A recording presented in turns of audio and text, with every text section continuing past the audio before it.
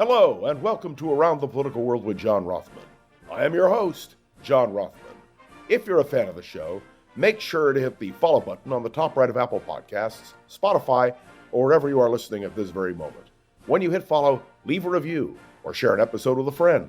It helps other people discover the show, keeps us going, and as I like to point out to you each and every day, it expands our base, which, of course, is our goal. Yesterday, as we opened the podcast, the news came that Sinwar, the military head of Hamas, was dead. The Israelis got him.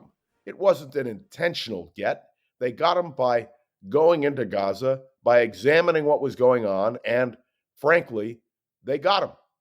And now the question is, what are the implications for Sinwar's death?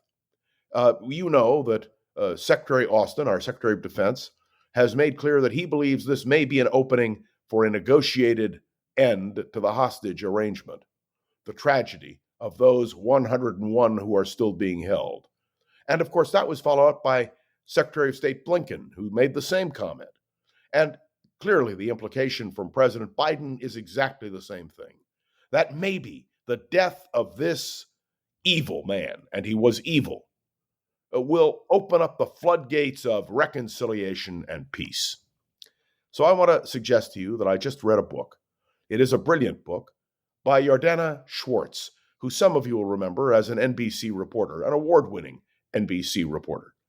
Her book, Ghosts of a Holy War, described the roots of the conflict that exists today, going back to the tragedy that took place in Hebron in 1929, a pogrom in which Jews were killed, slaughtered by their friends, their neighbors who lived in Hebron. Why am I telling you this? Because the illusion that simply because Sinwar is dead might open up the floodgates of an end to the conflict between Israel, Hamas, Iran, Hezbollah, the Houthis, and all of the other players, Islamic Jihad, you name it. Well, what this book does, Yardana Schwartz's book does, is to explain why that is not the case. You see, what she points out is that the hatred is sacred, that the Muslim world and many of the Arab states believe that the only way to achieve peace is the destruction of Israel and, yes, the death of Jews. I regret that I have to say this because, to be very honest with you, our hope always is that peace will prevail. We saw that when the Oslo Accords were signed, when an agreement was made to withdraw from Gaza, that is, the Israeli unilateral withdrawal from Gaza, and the strengthening of the Palestinian Authority by the Oslo Accords. We saw this, a series of Israeli leaders who were willing to compromise.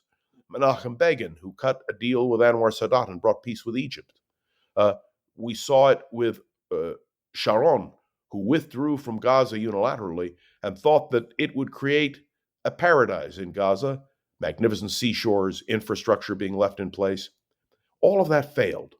And so what I want to reflect on with you is the sad reality of this conflict. Yardana Schwartz, in her book, Ghosts of a Holy War, brand new book, just out, explains the conflict going all the way back to the 1920s, the deep-seated hatred of Jews, and yes, the continuing conflict, which was not a rational conflict in the sense of trying to find a peaceful solution. I pointed out to you the other day that some people push the idea of a two-state solution, the idea being that if the Palestinians were given a state on the West Bank and Gaza, there might be peace. Well, the simple fact is that not Hamas, not Hezbollah, not Islamic Jihad, not any of the players, including Iran, are interested in a two-state solution. They're interested only in one thing, the destruction of Israel, and sadly, as Yardana Schwartz proves in her book, the destruction of Jews.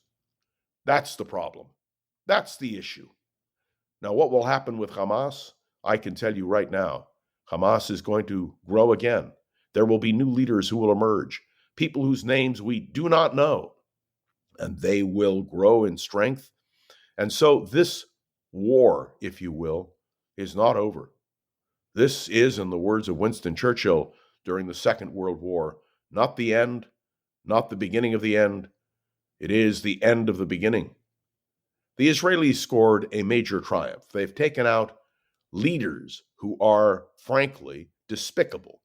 They took out, without any question, the leader of Hezbollah, Nasrallah. They took out, without any question, now the leader of the military wing of Hamas, Sinwar. And they continue to eliminate leadership in both organizations. But the simple truth is that the hatred, which has become sacred, is growing. And we will, I regret to say, face more tragedy in the future. What about the prospect for releasing the hostages? As I suggested in a talk yesterday, and as Hamas confirmed today, they have absolutely no intention of releasing the hostages. None. And they say, until the war is over.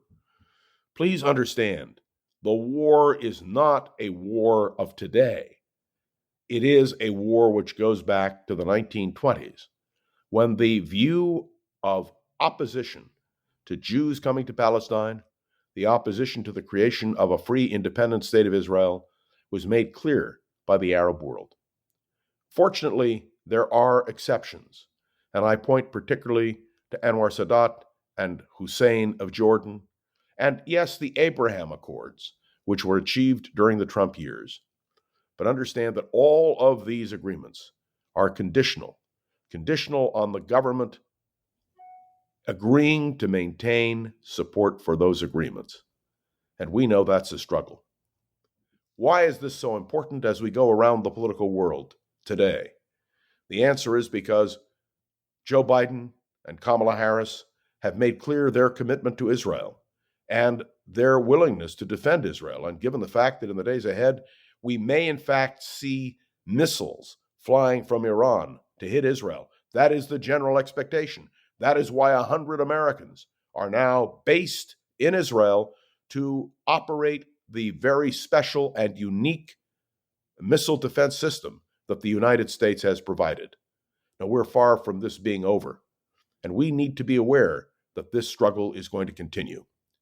Let me suggest to you that reading the book Ghosts of a Holy War by Jordana Schwartz, just published, will give you insights into what is going on today in the Middle East and why, despite this military triumph, this moral triumph, which was achieved in the elimination of Sinwar, it will not end the conflict.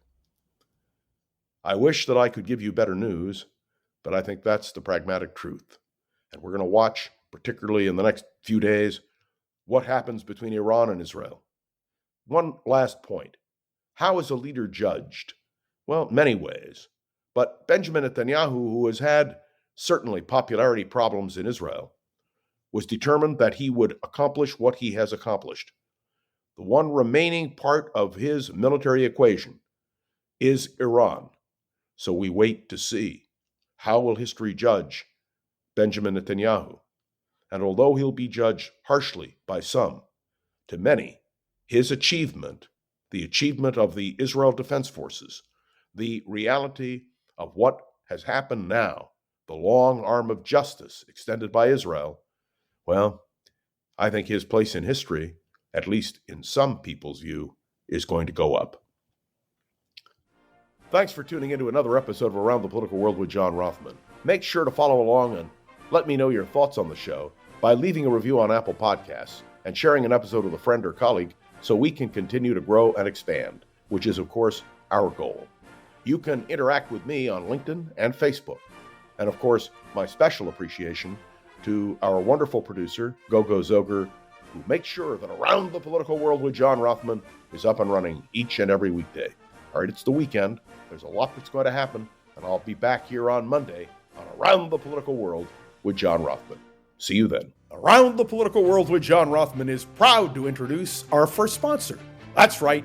We have someone who loves what we do, and I have to tell you, I love what she does. Be Bold America is produced by KSQD, and of course, the person who leads us through these great discussions is none other than Jill Cody. She's an author, a radio personality, and she does one heck of a job of putting into focus major issues, from protecting democracy to our climate. Let me tell you, the topics on the podcast are serious. It's not for the faint of heart, but that's to say the show is for all of us. Be bold in America. In an election year, what can we do to increase discussion, debate, and the rest? I'll tell you what we can do. Listen to Jill Cody as she exposes all of us to the issues.